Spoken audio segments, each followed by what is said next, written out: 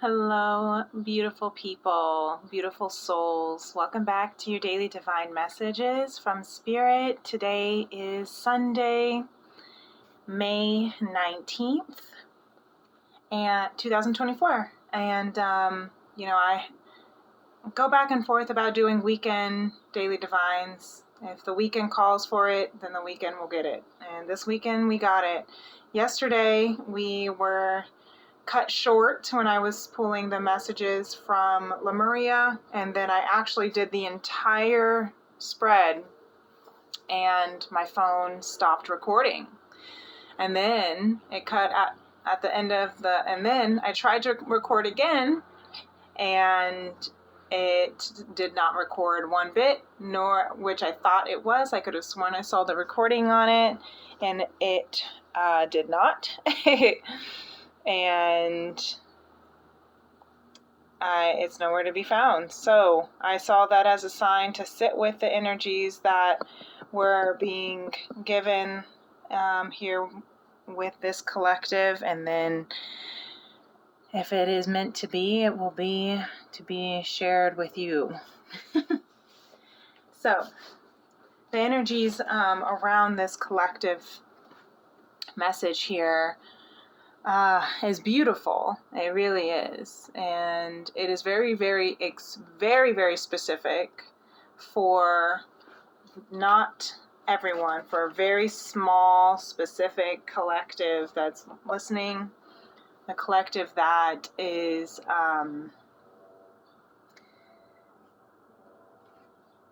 the collective that has the chosen royal heritage in their soul. And I'm not talking about money. There's a little old school airplane flying over. So this is a message from the Most High. I'm not talking about, this is for the chosen ones who have money in their family. This is not the message for people who are famous, or from family members who are famous. Not necessarily, no. But this is for the ancient royal chosen ones. The ones whose souls have reincarnated for lifetimes on lifetimes to continue growing and transforming the earth. Whether or not they were doing so on a global scale as a king or a high priestess, or if they were doing it on a scale of a page or of a child or of an orphan, I'm hearing, or of rags and poverty. However they are changing, transforming, creating justice, this message is for you. So this is really a beautiful message. The biggest message that Spirit wants this collective to always be reminded of is to love and respect yourself. To not take anything personally, and to let go of judgment, self-judgment, and blame. To be impeccable with your words. That is the agreement number 1 and number 2. Let go of self-judgment and blame, and love and respect yourself. You are not responsible for the entitlement of others. You're not responsible for the emotions of others. You're not responsible for the decisions of others. You are not responsible for the endings and the story of others. And no one is responsible for you.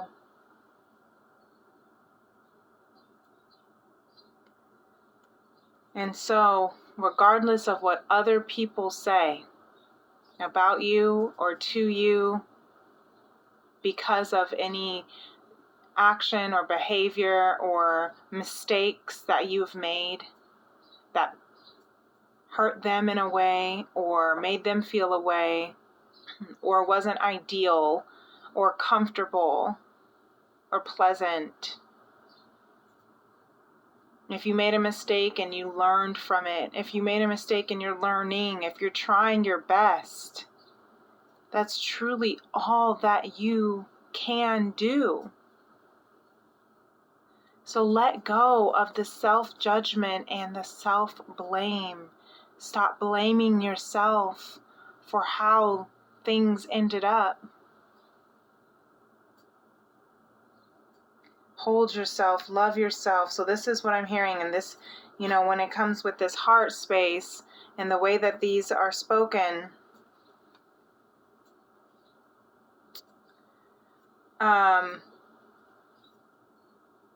this is for someone who is healing, their heart chakra with this green in the heart. This could be for the endings of relationships. This could be for making and making decisions based on what your heart needs. Because it says being impeccable, you can take responsibility for your actions, but you don't blame or judge yourself for anything.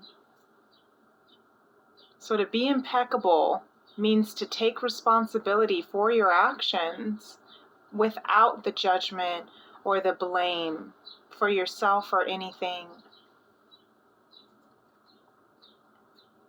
Yes.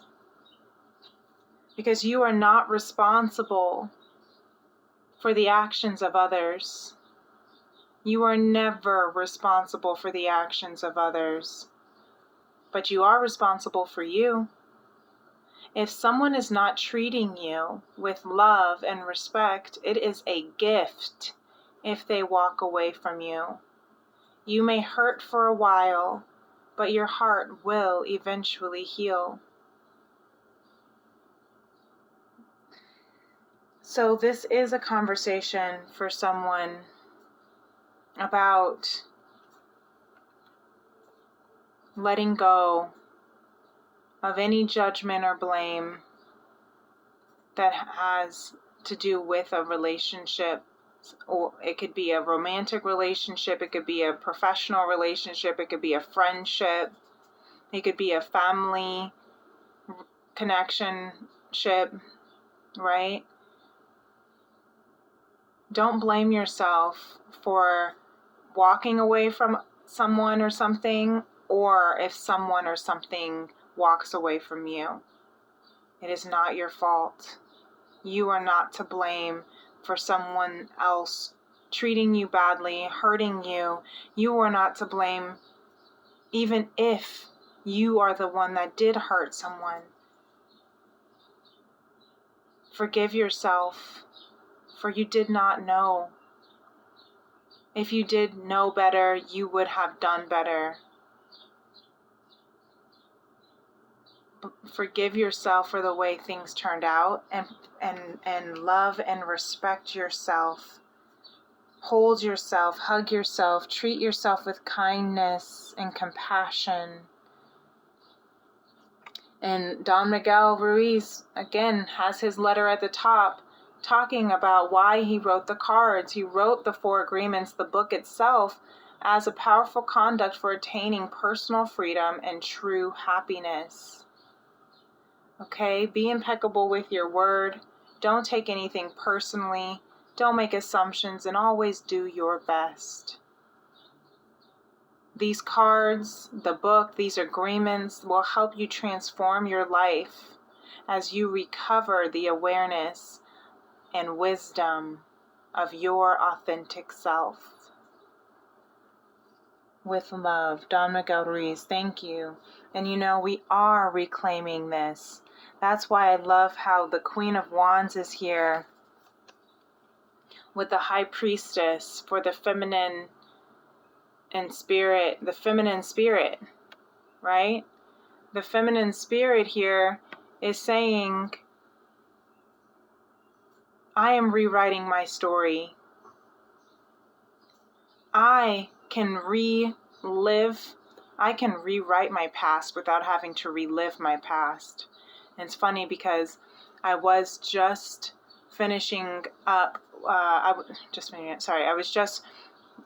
don't know why I said that, finishing up, but I was just reading back from some journal entries from the past, from last year, and where I was this year, a year ago, and just the spirit, is nudging me to share my story and to continue writing my story in my book about, my road to conscious love. And I will be sharing more of my story when the time is appropriate, but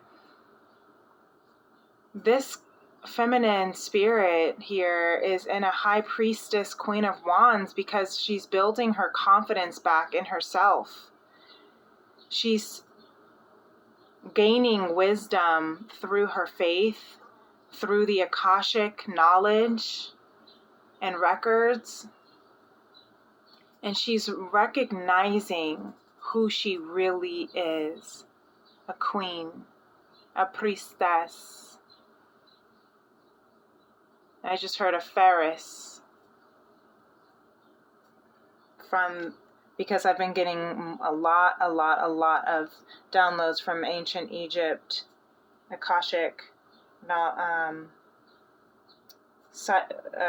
Akashic.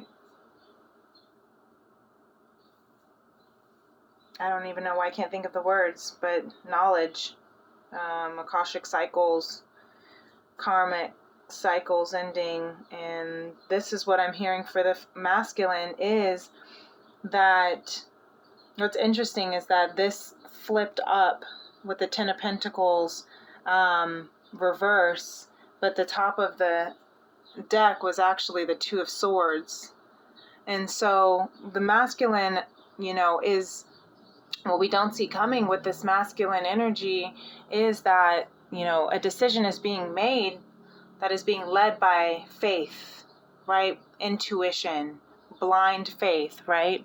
She's blindfolded. So she's using her instincts, her intuition to be guided.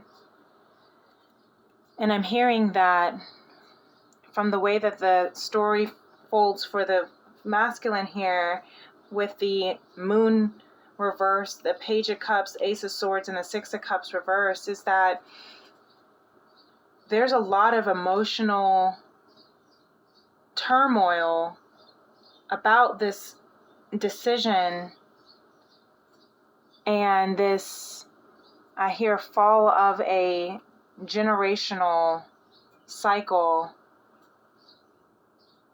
that there is something within this family collective that is falling, that was not in alignment with the masculine's decision and intuition and emotional desires and emotional needs.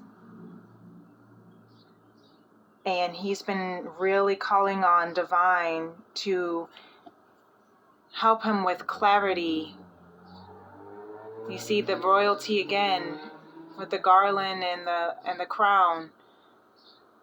Help him seek wisdom and understanding of his role in his family and in this world, because what he loves, his emotions right here, You see, he has this one cup, and he's giving this one cup to this little girl, right? And this, Six of Cups can represent childhood love, lifelong love, and even past life love.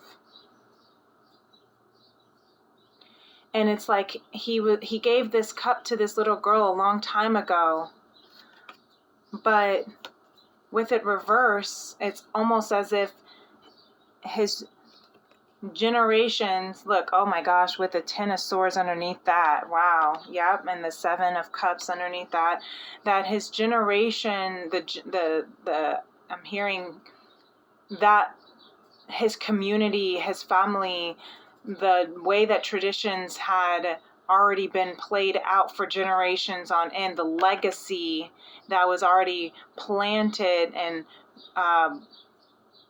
bestowed for him, did not approve of this offering to this little girl. Why? Because he was a prince and she was an orphan, is what I keep hearing. So maybe she didn't fit in with his royal expectations. Maybe she came from poverty, maybe, and take this as it fits, and I'm saying he and she just for sake of ease, but we all have masculine and feminine energies within us. So, but what I'm hearing is that it has that inability to give the cup he wanted to give has caused him emotional turmoil, and it has just killed him.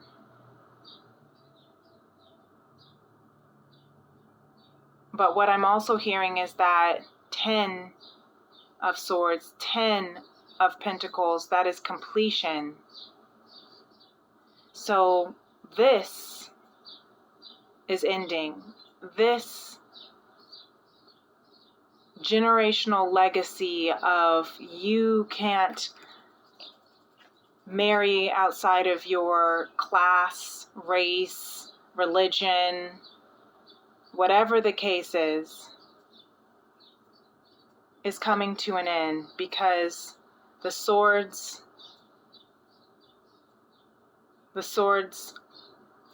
have completely, the swords of deceit are over. It has killed